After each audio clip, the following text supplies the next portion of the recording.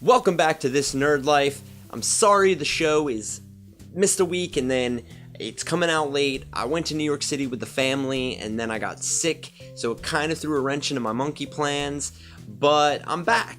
And now you can get these golden nuggets of nerdery so you can reach the level of nerd that I currently sit at and nerdum.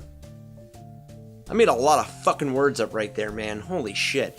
Anyway, if this is your first time, I'm gonna throw out a movie, a video game, a book, and an album that is a part of my life, part of my history, to help you increase that level and maybe find out a few cool little things, you can talk about with your friends, and that way they're like, oh man, I didn't even know you knew that stuff, and you'd be like, well, I did, so I'm cool. Shit never happens. Anyway, on with the show. So the movie for this week is Dark City. Oh, Alex Proyas. Alex Proyas. You were such a good director before you decided to piss off a bunch of people by whitewashing Egyptian gods and gods of Egypt. I mean, if you're going to ignore social convention, at least make a good movie while you're doing it. I mean, you kind of ruled the 90s with these films. So, Dark City, here it is, in a nutshell. Late 90s thriller. I love it. You should check it out. Written by Proyas, Lem Dobbs, and David S. Goyer, the film starred Rufus Sewell, Jennifer Connelly, Kiefer Sutherland, and William Hurt. Dark City came out in 1998, and in the late 90s there were a ton of mind-twisting psychological thrillers coming out that this movie fit right into.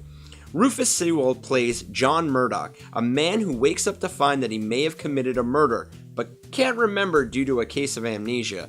Silly as that sounds, he seeks out the truth. He comes to find out more about his world than he bargained for, especially why there's no sun and only night in his city, with crazy villains and an ending for the ages.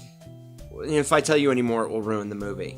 This is the first film I'm telling you to watch that's actually fresh on Rotten Tomatoes with a 73%, so I guess sometimes critics can get things right? Definitely check this flick out, because this is one of those movies that you watch and then you're going to seek out other people who saw it and just want to talk about all the craziness that went on in it, especially Mr. Hand and Mr. Clock. Mr. Clock still scares me. On to the video game this week, which was a hype game back in the day, taking you all the way back to the OG Xbox, is Advent Rising. I was super hype on this game. It had a massive marketing scheme for it that even found its way into American theaters. Now, if you haven't played this game, you should know that it was actually scripted by Orson Scott Card. Now, that name might sound familiar because he is the dude that wrote Ender's Game. He's also the guy that's mired in a whole bunch of controversy because of his views on the LGBT community, which are extremely negative. Now, I don't agree with his viewpoints, and a lot of people might think it's wrong to cover the game, but it does take a lot more people to make a game than one guy who scripted it. He didn't write the story for it, he just scripted it out for him. So without further ado, here is Advent Rising. Developed by GlyphX Games and published by Majesco. Oh, Majesco! Kings of the crap games with a ton of potential, Advent Rising's story follows Gideon Wyeth as he makes contact with an alien race who tells him humans are gods. True. Following a series of events like a planet-killing meteor shower and human genocide, Gideon must stop an evil race of aliens with the untapped power of humanity. Featuring the flick targeting system, which was panned for its inaccuracy, but in reality was a system that was way before its time. It's basically the system that the Arkham series uses. It was also one of the first games to feature gun combat mixed with telekinetic powers on home console. Nothing like lifting and holding an enemy in the air while drilling him with a machine gun. Now, the massive marketing did not bear any fruit for the game. Unfortunately, it only has an average score of 68 on Metacritic, which a lot of it pulls up bugs and some hiccups on it, a lot of it having to do with that flick targeting system, which I gotta admit, didn't work great all the time, but when it did, it was dope. However, you should go back and check this game out because it is wild, and it's one of those games that really should have had sequels to it, but unfortunately, it didn't make enough money, and the Metacritic score didn't convince Majesco to move on with it. And of course, Majesco is now defunct. Actually, that was the game that made them go to handhelds. They'd put way too much money in crap games with a ton of potential, just never good games that reach their potential. But yeah, you can find actually Advent Rising right now on Steam. You should go do that. Hit the button, buy it. It's like $5, I think. Now on to some book knowledge, and it's one of my all-time faves. On a Pale Horse by Piers Anthony. Now, On a Pale Horse is the first book in the series of Incarnations of Immortality that dealt with these immortal jobs, or what most people would assume are immortal jobs, like time and war and Mother Nature and fate. And of course, On a Pale Horse, if you haven't guessed it by now, focuses on the aspect of death.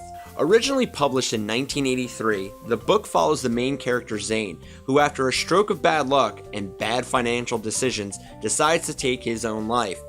He grabs a gun to end it all when death suddenly walks through the front door to claim him. So like any normal person would do, he shoots Death in the head and then must assume the office of Death. In typical Piers Anthony fashion, the book has a lot to do with magic and much philosophical quandary to dive into throughout its pages. Does it have magic carpets? Check. Death in love? Check. A battle with Satan himself? Definitely a check. Pretty great, huh? Now, I remember getting introduced to this book in high school, and that was the late 90s, and I just couldn't put it down. In fact, it made me read the entire series, and luckily by then, most of those books were out. However, if you're not interested in starting a series, On a Pale Horse is a pretty self-contained story, but those books are kind of like Pringles. My album choice for this week is actually a really personal one. It's the Ghost Inside's Get What You Give. The 5-piece Los Angeles metalcore band was actually formed back in 2004, and this album was their third album released in 2012. And like I said, it got me through a pretty tough time in my life. After 2 semi-successful albums in Fury and the Fallen Ones and The Returners, the Ghost Inside released Get What You Give to immense fan and critical acclaim. Spearheaded by their songs Engine 45 and The Great Unknown, the album blew away many in the metalcore and hardcore communities for its brutal guitar riffs and deep lyrics. With songs about drug addiction and the price to be paid to pushing oneself to the limits, Get What You Give peaked at number 8 on the US Top Hard Rock Albums charts and number 19 on the Top Indie Albums charts via Billboard. That album got me through one of the worst breakups of my entire life and renewed in me self-determination and the will to keep pushing myself to do what I love to do. If you're going to check out any of the metalcore selections or hardcore or punk, any of that stuff, check this one out. Yes, they're screaming, but it is just read the lyrics while you listen to them, and to Jonathan Vigil, the lead singer, and trust me, you'll feel something. Well, that's it for this week's show, guys. I hope you enjoyed it. I hope you will check at least one of the things out on this list, if not all of them, because it'll get you more nerdy. And if not, maybe a little more tattooed, because I do have a Ghost Inside tattoo. That's a hashtag truth thing. Anyway, till next week, I will see you. Keep it nerdy. Get more nerdy. Until the next show.